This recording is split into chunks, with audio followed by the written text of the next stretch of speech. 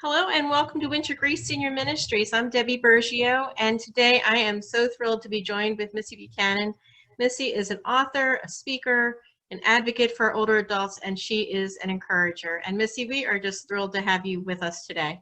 Thank you so much. It's great to be here. I'm sorry it can't be face-to-face, but I'm glad we can meet virtually.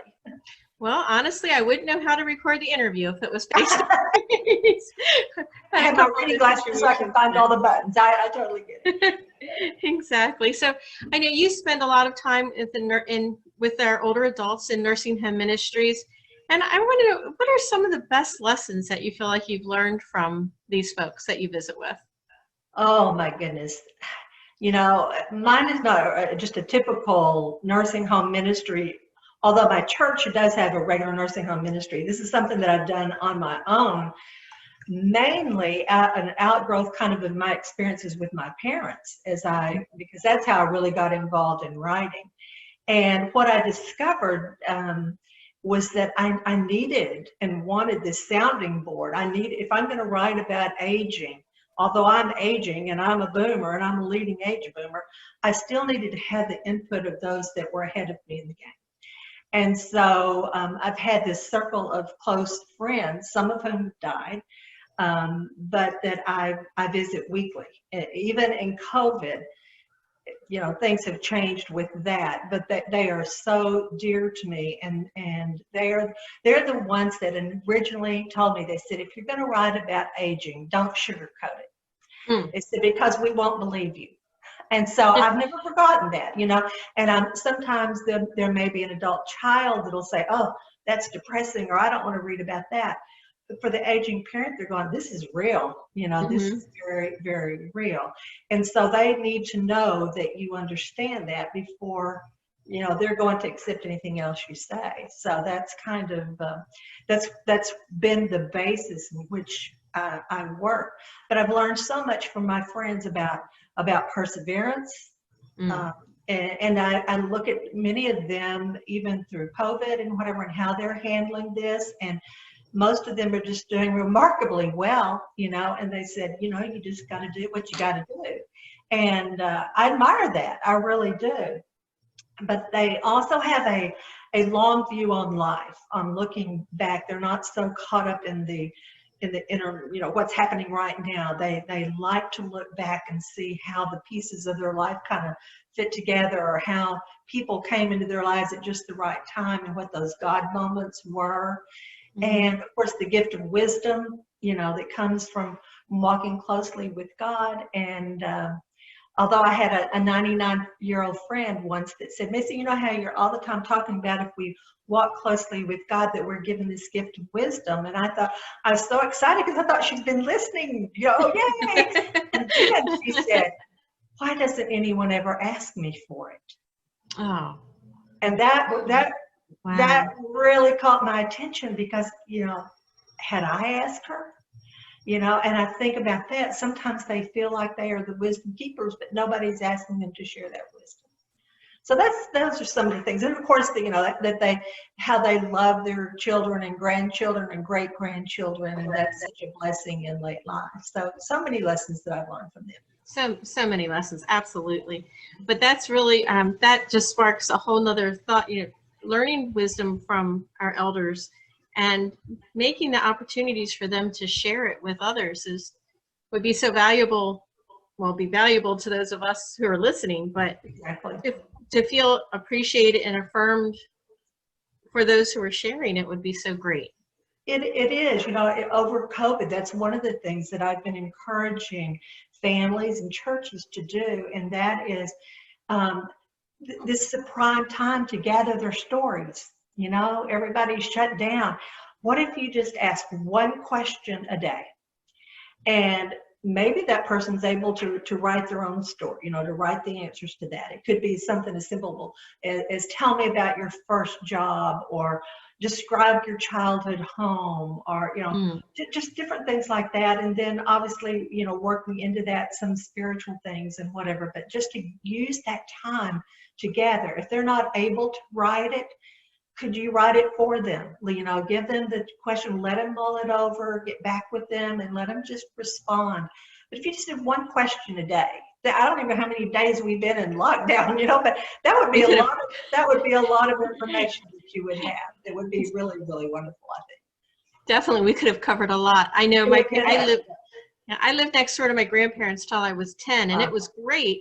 But of course, at 10, I had no idea. I wish that I had asked the questions while they were still here. And it's not, you know, so many people think of it when it's too late to ask those questions, but this is a gift of time and focus that we haven't had before. That's a great way to look at it. So some of the lessons, what do you think are some of the things that we misunderstand about older adults? There are a lot of those.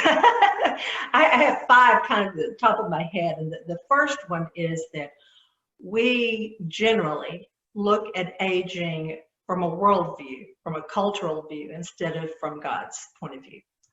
And, you know, what culture tells us is that aging is to be dreaded, that it's your enemy, that you do everything you can, spend all your money, you know, trying to fight it, that you become obsolete at a certain age, or at least that, you know, the image of an age that some person might have in mind. That's what culture tells us, and yet that's so contradictory to what God tells us. And so, you know, just thinking about, okay, God's telling us that we have purpose until our very last breath. Amen. That there is a way of renewing inwardly, even though our outer bodies are wearing away. That, you know, all of anything that has to do with God's perspective, if we could just focus on that would be huge. That would be huge. And so that would be my number one. The second one is that I think there's a tendency to lump all older adults together. And we try to say, you know, from a very active 65-year-old to the most frail, who might be frail at 85 and might not be frail until 105. You know, it just kind of depends. I love that Dr. Rick Gensler talks about, under the umbrella of older adults, he lists 3 categories: the go-goes, the slow-goes, and the no-goes. And then I'm going to add the boomers, who I call the not going to make me goes, because we boomers think, you know, we're going to do everything we can, we're not going to grow old and whatever. And of course, that's ridiculous. But there's, when you talk about older adults, whether it's in ministry or just generally, you know, people kind of lump them all together. And that's really not fair, because the needs of that active 65-year-old are very, very different from what they are for someone who may be frail at 85 or 90 or 95 or whatever. So I think that's really a huge, huge issue. Then I think it kind of playing along with that is that we have to be careful not to compare. And I hear this a lot with the adult children. There was a man that, when my mother was still alive, and I remember following he and his mother out toward, they were walking toward the car, and you could tell he was irritated. He was just short with his mother, and she was using her walker. Her ankles were swollen. You could tell every step she grimaced. And she was doing the best she could. And yet he kept turning around and saying, "Hurry up, Mom. Hurry up, Mom. Hurry up, Mom." And I'm watching all this unfold. He gets to the car, he opens the door, and he said, "Why can't you be more like Betty White?" Betty White, the actress, who's 98 and, you know, a millionaire and still working. And that's wonderful. Wouldn't we all love to be a Betty White? Sure. But that was not this woman's reality. And I don't think he had a clue of how much that was eroding her self-esteem. And, you know, and it was because he had not allowed enough time to get to a doctor's, you know, appointment or something. And so just being very, very careful about not comparing my aging parent with your aging parent, because everybody's journey is so different. Then I think we also misunderstand, particularly as family members, I think we misunderstand the sense of loss that older adults feel, even if they don't talk about it. And it's not just the loss of the spouse through death or friends or whatever. It's, you know, losing that sense of independence, losing the ability to drive, losing the energy to do things that you once did, you know, all of your home, your belongings, all of these things kind of pile up. And I don't think adult children often grasp the significance of that kind of loss. And so what may come back from the aging adult would, might be something short-tempered or demanding or whatever. And when you get to the root of it, it is often about that sense of loss. Mm-hmm. So those are the things that I think, and then for the older adults themselves, I think they lose sight of the fact that they have an opportunity to teach younger people during this season, that there's a reason that they are here, and part of that purpose is teaching others how to age well. And I think that gets lost and we're in the mix. Mm-hmm. So that's probably my top 5. Those are impactful top 5s. Now I know you're an author, and I dream of being an author, but you are an author, and I've read some of your books, and they're so creative, and they're not textbooks, but they give us such an insight into the experience of older adults. And I was just wondering, they're so creative, from your prayers and the meditations. And I was just wondering if you could give us a little insight into how you start to prepare that a manuscript, and where that information comes from. Sure. Well, that very first one, I never really intended to write. Number one, I never intended to be a writer. Wow. I was caring for my aging parents. Mm-hmm. And I was watching, they were living at an independent community, and I would go, at this point, they were still, very independent themselves. But I would hear conversations amongst the others and whatever, and it'd be, how you doing today? And somebody would say, I'm just here. I'm just here. And I'll hear that over and over, and that just bothered me. It just bothered me. And then for my parents, it was change over time. For others, it might be something, stroke, something happens and life changes in a heartbeat. For my parents, it was more change over time. And as they were unable to get back to church, one day my mother said it had been 6 months since anyone from her church had been there. Oh, gosh. To them. And my heart broke because I was mad at myself because I had not recognized this. I had assumed falsely that their church was there, and I lived about 20 miles away.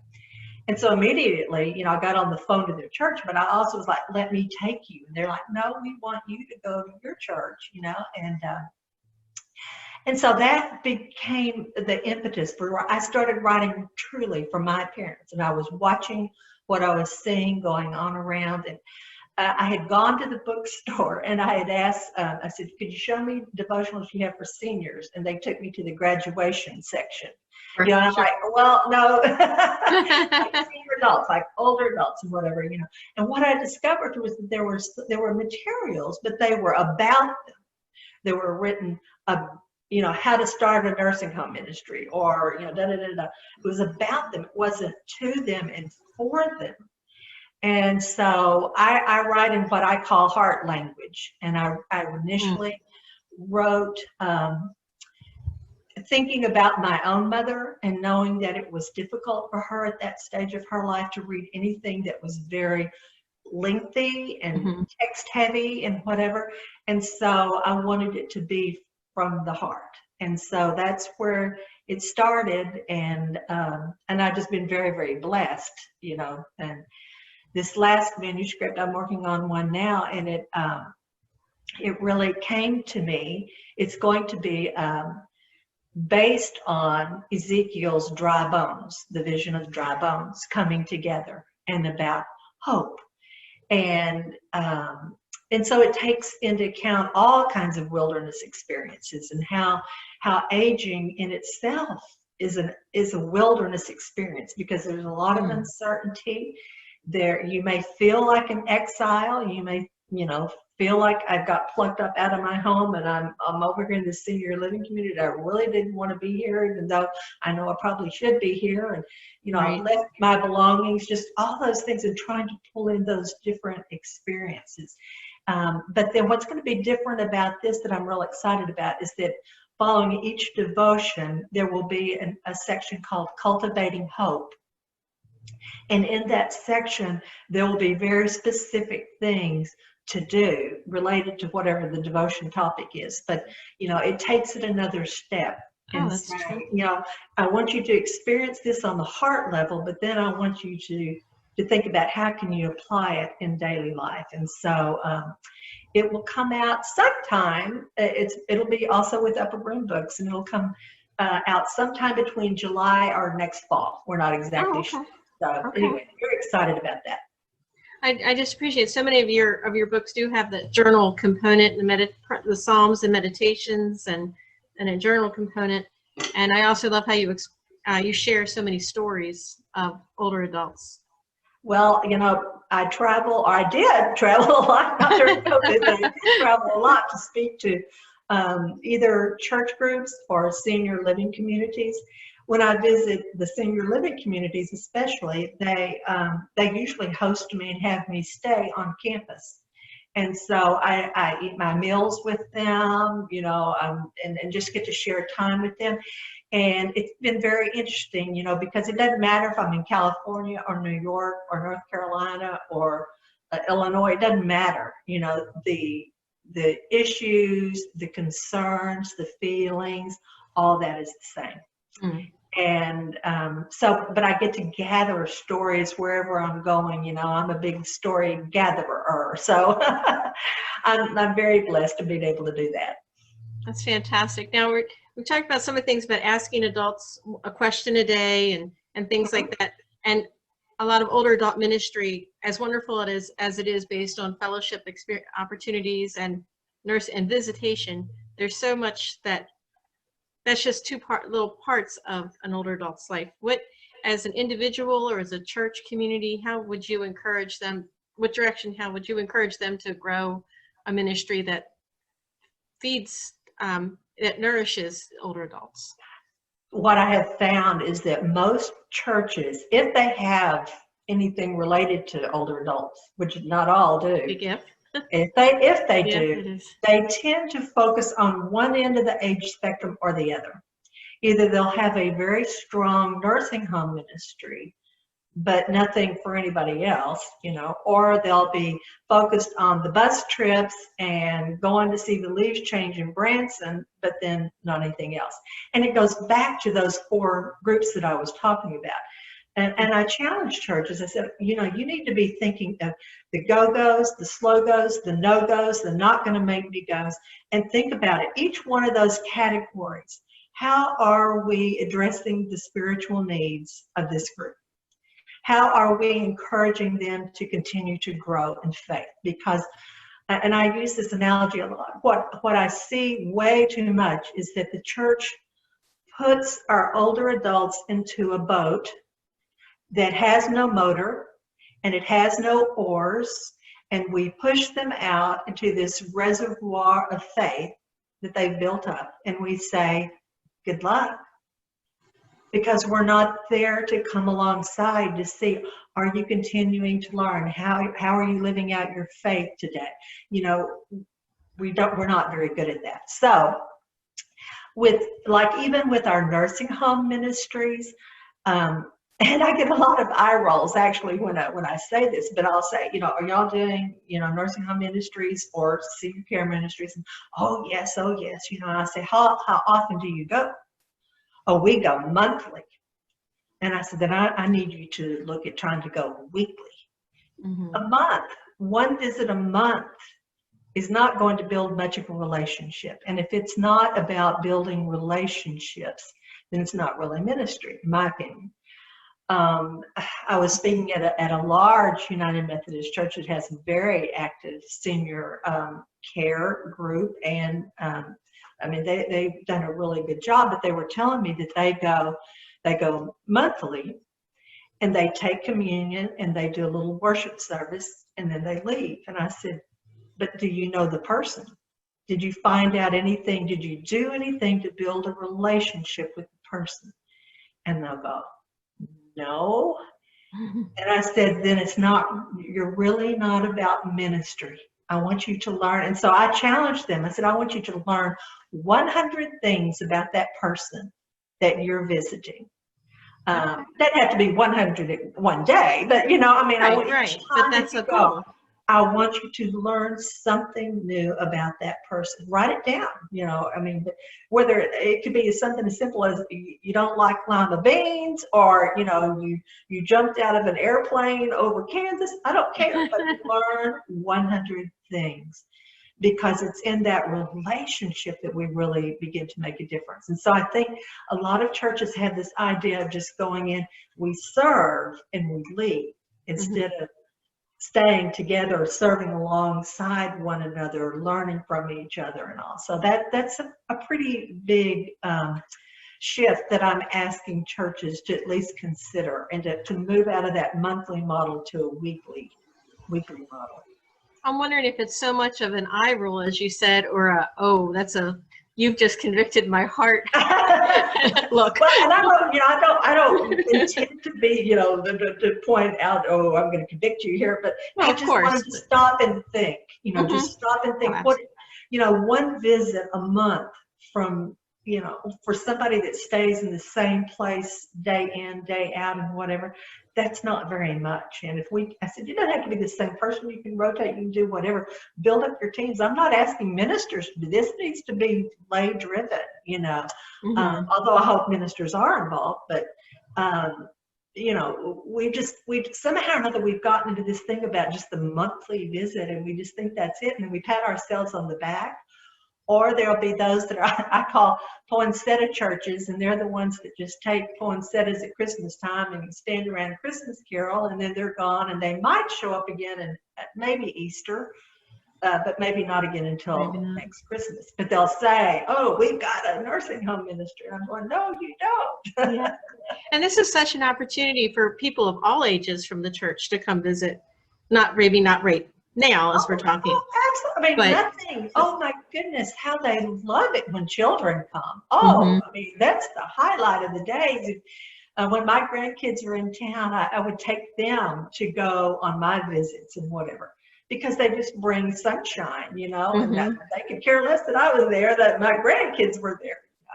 But another group that we need to really think about, and that churches overlook, I think, are the elder orphans. And those are our elders who, many of whom never had children, so they have no adult children to care, or they, for whatever reason, there's no family that's close by to care for them. And this happened in our own church with a friend of ours she was like 94.